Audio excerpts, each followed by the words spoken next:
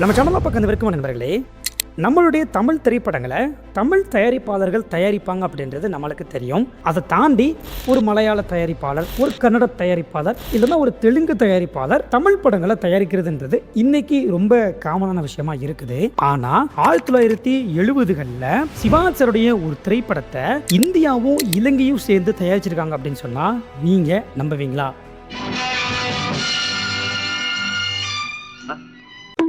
அது எப்படிப்பா? சிவாஜி கணேசன் இந்தியாவை சேர்ந்த ஒரு நடிகர், அவரோட படத்தை எதுக்கு இலங்கை தயாரிக்கணும் அப்படின்னு சொல்லி நீங்கள் கேட்பீங்க. இந்த கேள்வி எனக்கே இருந்துச்சு. ஆனால் உண்மையிலேயே 1970களில் இந்த ஒரு சம்பவம் நடந்திருக்கு. இன்னைக்கு நாம இந்த ஒரு வீடியோவில் இலங்கையும் இந்தியாவும் சேர்ந்து தயாரித்த அந்த ஒரு நடிகர்களுடைய படம் எது அப்படின்றதையும், எதுக்காக இந்தியாவும் இலங்கையும் சேர்ந்து இந்த படத்தை தயாரிச்சாங்க அப்படின்றதையும் தான் பார்க்க போகிறோம்.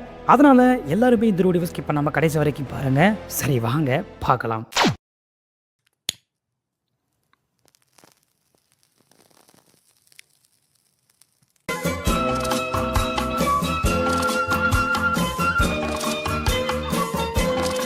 இப்போ இந்த இந்தியாவும் இலங்கையும் சேர்ந்து இந்த படத்தை தயாரிக்கிறாங்க இல்லையா, இதுக்கு இவங்க ஒரு பேர் வச்சுருக்காங்க. அந்த பேர் என்னன்னா இந்தோ ஸ்ரீலங்கன் ஃபிலிம். தமிழ் சினிமாவிலேயே ஃபஸ்ட்டு ரிலீஸ் ஆன ஒரு இந்தோ ஸ்ரீலங்கன் ஃபிலிம் அப்படின்னா அது சிவாஜ் அப்படியே இந்த ஒரு படம் தானா. இதே நான் சொல்கிறேன் அப்படின்னா இது சிவாஜோடைய ஒரு ரெக்கார்டை நான் வந்து பார்க்குறேன். அதனால தான் நான் இந்த ஒரு விஷயத்தில் சொல்லியிருக்கேன். வாங்க அடுத்து என்னன்றதை பார்க்கலாம். கொஞ்சம் யோசிச்சு பாருங்கள்.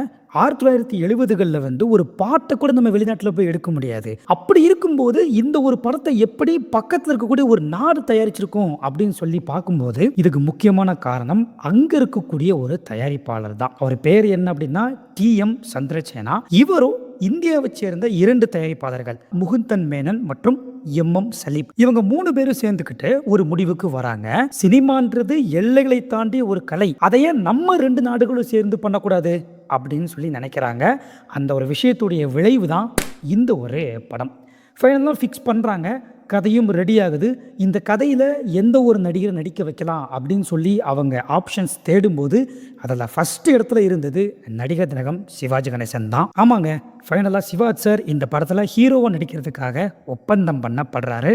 சரிப்பா, அப்போ ஹீரோயின் யார் அப்படின்னு சொல்லி பார்க்கும்போது ஹீரோ நம்ம சூப்பர் ஸ்டார் அப்படின்னா ஹீரோயின் அவங்க சூப்பர் ஸ்டாராக இருக்கணும் அப்படின்னு சொல்லி முடிவு பண்ணாங்க. அப்போ அந்த டைம் பீரியடில் இலங்கையில் கொடிக்கட்டி பறந்த ஒரு சிங்கள சினிமாவின் ராணி அப்படின்னா நடிகை மாலினி பொன்சேகா.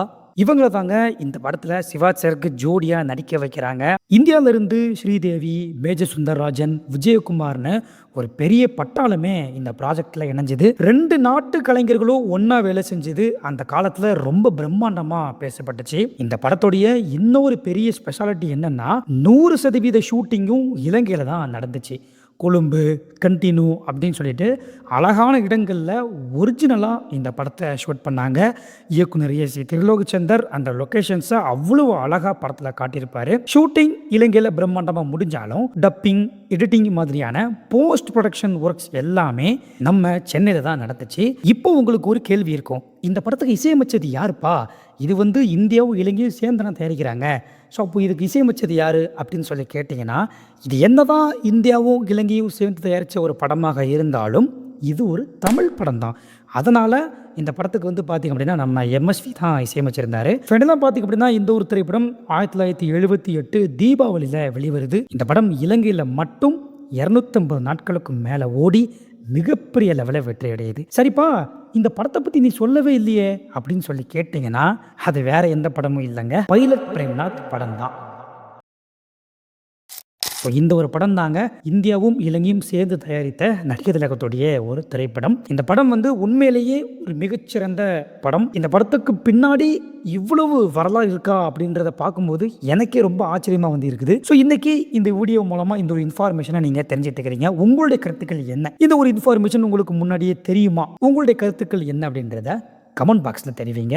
அது மட்டும் இல்லாமல் இந்த படத்தை பற்றி ஒரு லாங் வீடியோ வேணும்னு ஆசைப்பட்டீங்க அப்படின்னா கண்டிப்பாக அதை நீங்கள் கமெண்டில் போடுங்க. நான் இந்த படத்தை ரிசர்ச் பண்ணி இந்த படத்தை பற்றிய ஒரு மிகப்பெரிய வீடியோ நான் நம்ம சேனலில் வெளியிடுறேன். சரி, ஓகே, இந்த ஒரு செய்தியை நிறைய பேருக்கு தெரியப்படுத்தணும். அதனால் இந்த வீடியோவை நிறைய பேருக்கு ஷேர் பண்ணுங்கள். அது மட்டும் இல்லாமல் இது மாதிரி நடிகர் திலகம் பற்றியான விஷயங்கள் உங்களுக்கு தெரியும் அப்படின்னா ஸ்க்ரீனில் நம்ம சேனலுடைய வாட்ஸ்அப் நம்பர் போடுறேன். அந்த நம்பருக்கு மறக்காமல் நீங்கள் வாட்ஸ்அப்பில் தெரிவிங்க. ஓகே, லைக் பண்ணுங்கள், ஷேர் பண்ணுங்கள். ஒன்லி சிவாஜி கணேசன் சேனலை சப்ஸ்கிரைப் பண்ணுங்கள். நாளைக்கு இது மாதிரி நல்ல ஒரு வீடியோ நான் உங்களை சந்திக்கின்றேன். நன்றி.